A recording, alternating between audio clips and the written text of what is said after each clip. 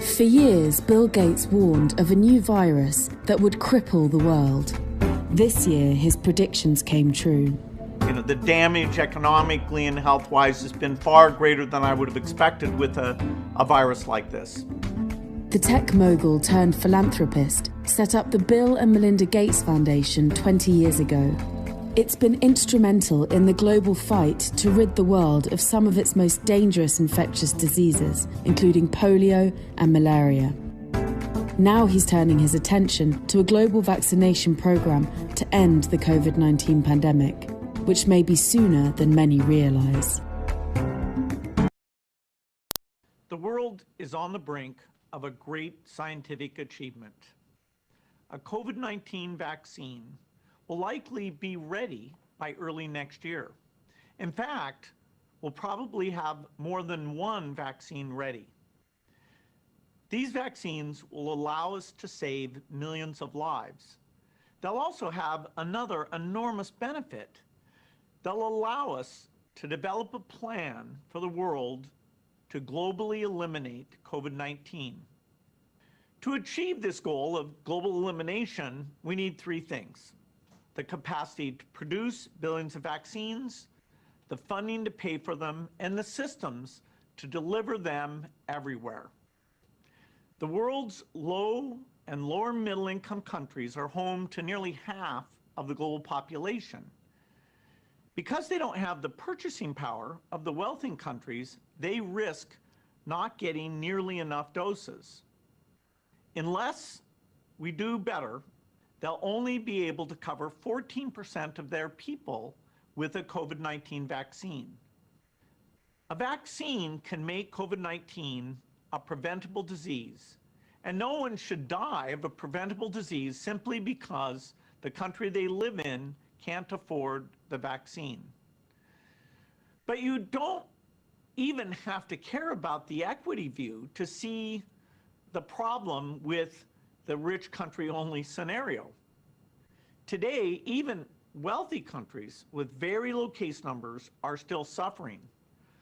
Australia and New Zealand have done a great job and gone long stretches with very few cases inside their borders. But their economies remain distorted because their trading partners are on lockdown.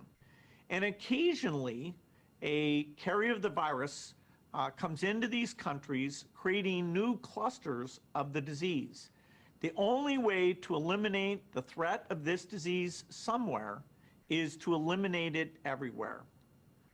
The solution is not shaming the rich countries that are doing the natural thing of wanting to protect their people. The solution is to vastly increase the manufacturing capacity so we can cover everyone as soon as possible. It's been amazing to see these private companies agreeing to expand drug-making capacity by using each other's factories. We have a number of agreements like this, but we need even more, especially for the vaccine. That's why I'm thrilled today to announce a new joint agreement signed this morning by 16 pharmaceutical companies and the Gates Foundation. In this agreement, the companies commit to, among other things, scaling up manufacturing at an unprecedented speed and making sure that approved vaccines reach broad distribution as early as possible. The next component we need for global elimination is the funding to pay for those vaccines. The pharmaceutical industry has already made significant commitments in this area as well. The companies involved in the agreement are committed to using donations, foregoing profits, and using tiered pricing to make their products as affordable as possible. So another element here is that we need public funding to pay for these vaccines for all countries. And this is where the ACT Accelerator comes in. It's supported by Gavi and the Global Fund.